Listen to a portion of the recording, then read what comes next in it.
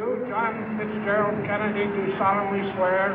I, John Fitzgerald Kennedy, do solemnly swear.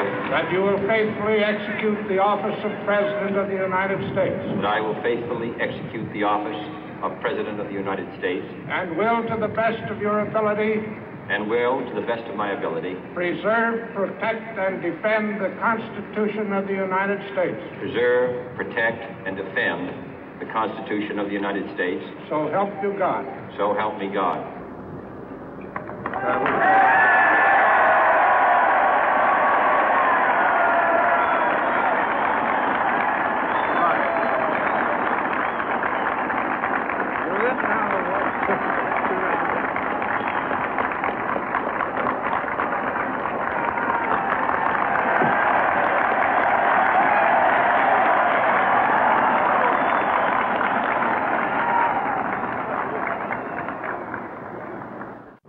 Vice President Johnson, Mr. Speaker, Mr. Chief Justice, President Eisenhower, Vice President Nixon, President Truman, Reverend clergy, fellow citizens.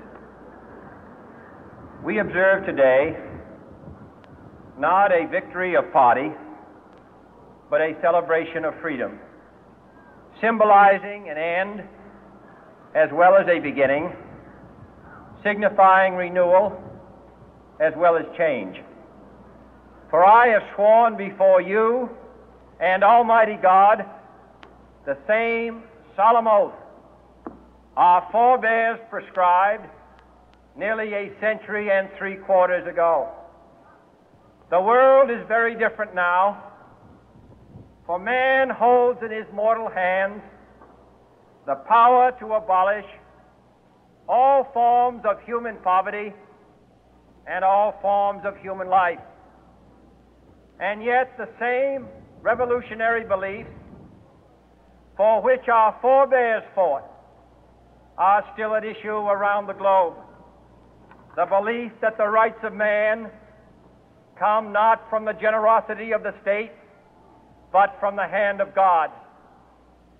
We dare not forget today that we are the heirs of that first revolution. Let the word go forth from this time and place to friend and foe alike that the torch has been passed to a new generation of Americans born in this century, tempered by war, disciplined by a hard and bitter peace, proud of our ancient heritage, and unwilling to witness or permit the slow undoing of those human rights to which this nation has always been committed and to which we are committed today at home and around the world.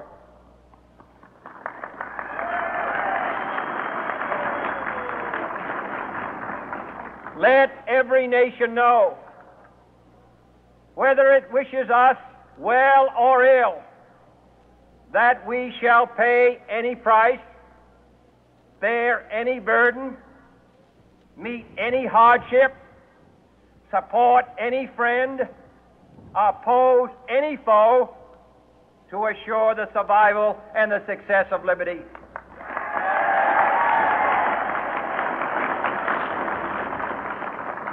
This much we pledge and more. To those old allies whose cultural and spiritual origins we share, we pledge the loyalty of faithful friends. United, there is little we cannot do in a host of cooperative ventures. Divided, there is little we can do, for we dare not meet a powerful challenge at odds and split asunder.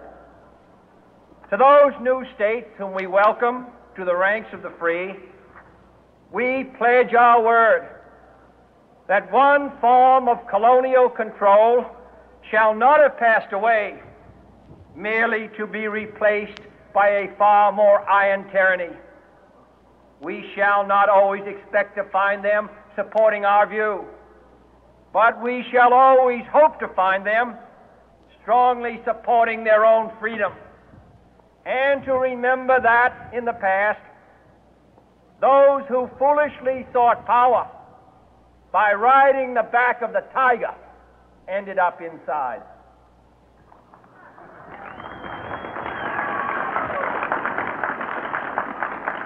To those people in the huts and villages of half the globe struggling to break the bonds of mass misery, we pledge our best efforts to help them help themselves for whatever period is required, not because the communists may be doing it, not because we seek their votes, but because it is right. If a free society cannot help the many who are poor, it cannot save the few who are rich.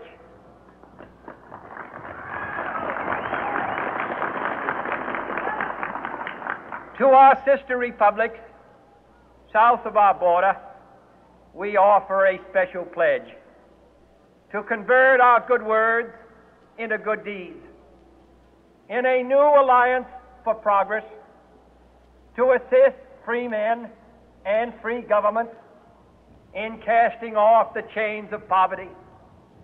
But this peaceful revolution of hope cannot become the prey of hostile powers. Let all our neighbors know that we shall join with them to oppose aggression or subversion anywhere in the Americas. And let every other power know that this hemisphere intends to remain the master of its own house.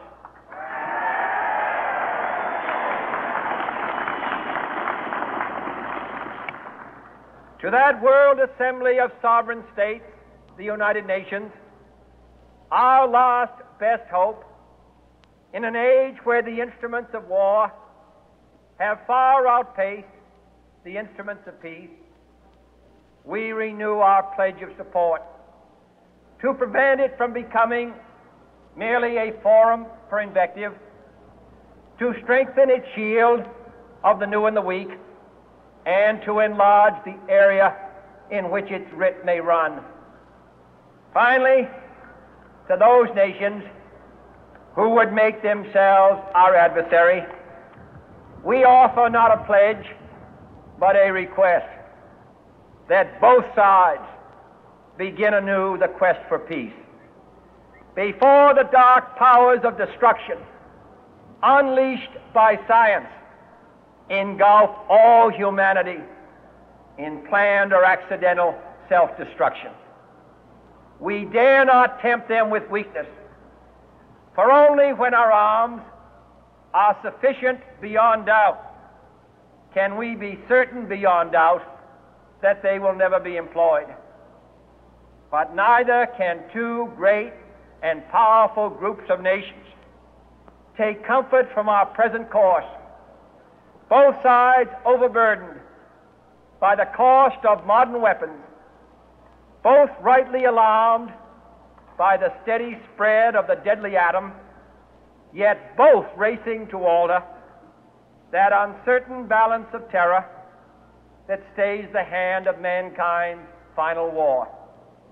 So let us begin anew, remembering on both sides that civility is not a sign of weakness, and sincerity is always subject to proof. Let us never negotiate out of fear, but let us never fear to negotiate.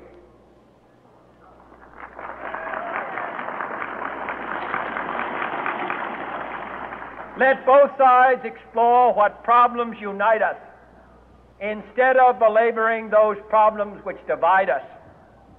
Let both sides, for the first time, formulate serious and precise proposals for the inspection and control of arms, and bring the absolute power to destroy other nations under the absolute control of all nations.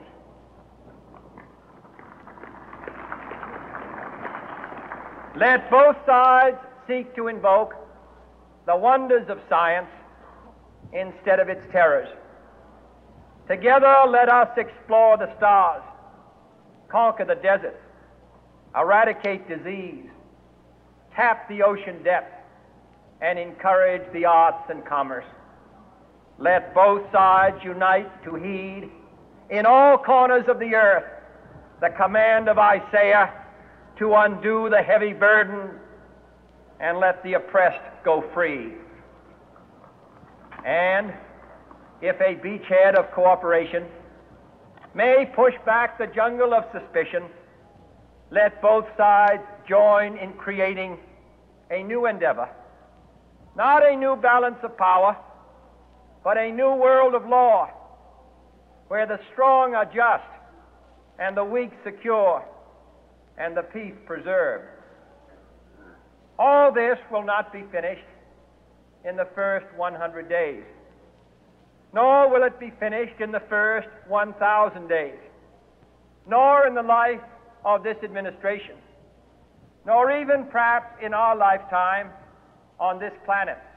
But let us begin.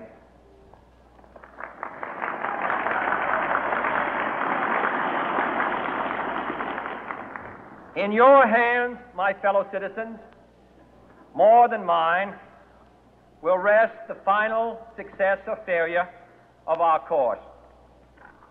Since this country was founded, each generation of Americans has been summoned to give testimony to its national loyalty. The graves of young Americans who answered the call to service surround the globe.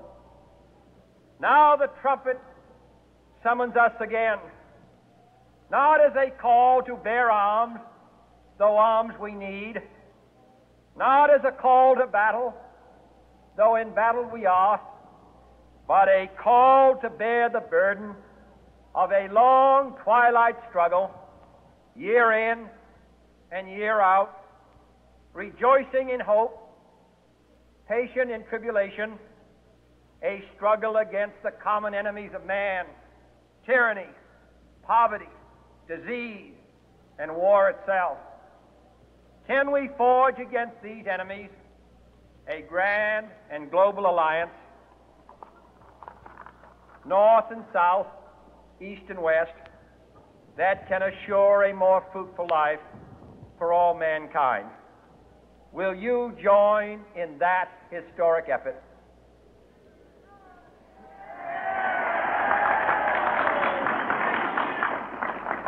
In the long history of the world, only a few generations have been granted the role of defending freedom in its hour of maximum danger.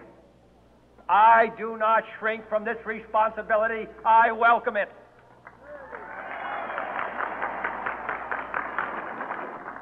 I do not believe that any of us would exchange places with any other people or any other generation. The energy, the faith, the devotion which we bring to this endeavor will light our country and all who serve it. And the glow from that fire can truly light the world. And so, my fellow Americans, ask not what your country can do for you, ask what you can do for your country.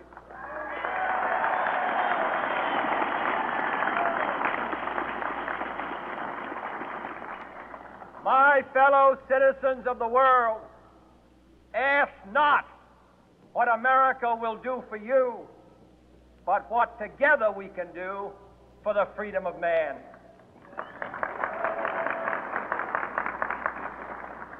Finally, whether you are citizens of America or citizens of the world, ask of us here the same high standards of strength and sacrifice which we ask of you. With a good conscience, our only sure reward, with history the final judge of our deeds, let us go forth to lead the land we love, asking His blessing and His help, but knowing that here on earth God's work must truly be our own.